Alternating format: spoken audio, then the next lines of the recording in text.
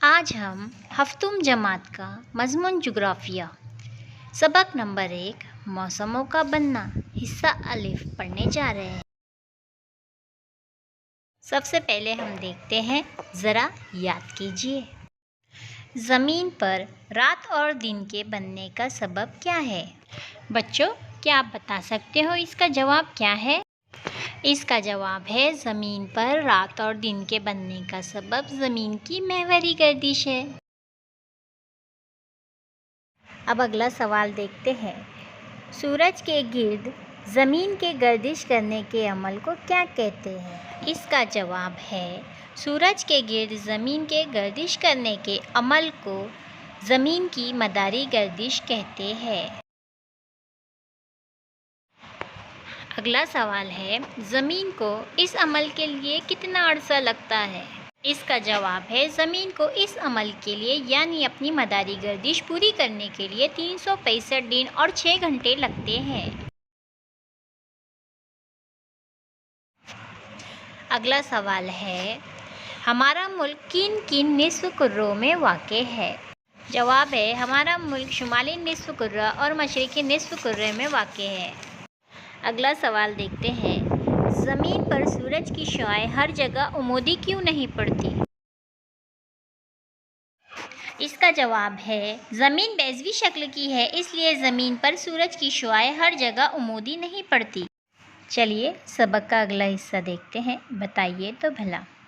بالراست مشاہدہ کرتے ہیں، کیلنڈر، اخبار یا انٹرنیٹ، ان کی مدد سے آئندہ عرصے کے لیے اطراف میں رونما ہونے والے طلوع آفتاب اور غروب آفتاب کے وقت کا اندراج کیجیے۔ اس جدول کو غور سے دیکھیے، یہ ایک مثالی جدول ہے۔ اس میں آپ کو جون مہینے کے طلوع آفتاب اور غروب آفتاب، دن کا وقفہ، رات کا وقفہ اور معلومات کا ذریعہ اس طریقے سے اندراج کرنا ہے۔ جون مہینے کے اندراج کے بعد آپ کو ان سوالوں کے جواب تلاش کرنا ہے۔ بتائیے کہ جدول کے اندراج کے مطابق سب سے بڑا دن کون سا ہے؟ رات کے عرصے میں ہر روز کون سی تبدیلی دکھائی دیتی ہے؟ اندازہ لگائیے کہ یہ تبدیلی کس وجہ سے ہوتی ہوگی۔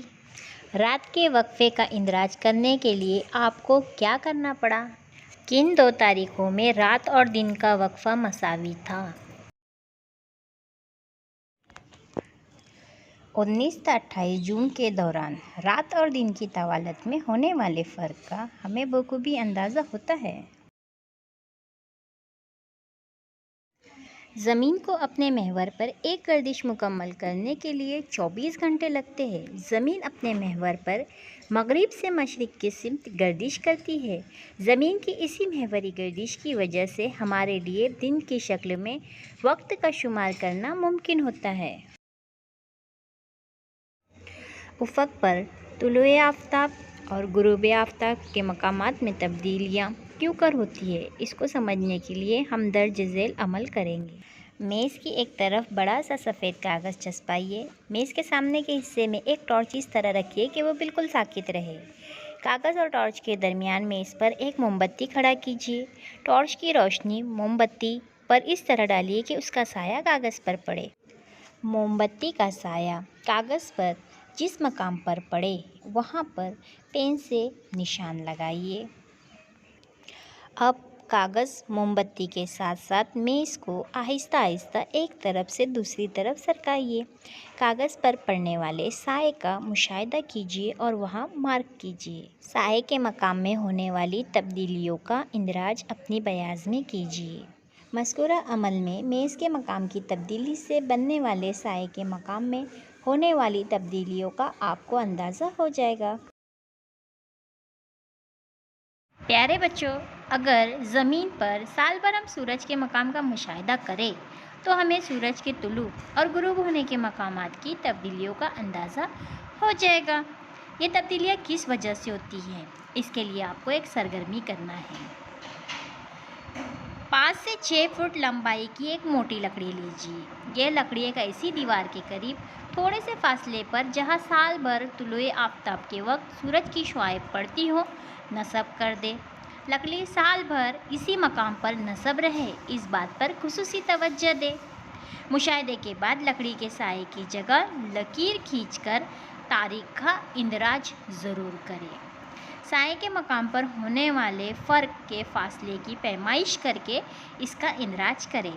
इस सरगर्मी के अरसे के दौरान उफ़क़ पर तुलुए आफ्ताब या गुरूब आफ्ताब के मुकाम का भी मुशाहिदा करें। प्यारे बच्चों, उम्मीद करती हूँ आपको ये सबक मौसमों का बनना समझ आ गया होगा। फिर मिलते हैं। अल्लाह हाफ़िज़।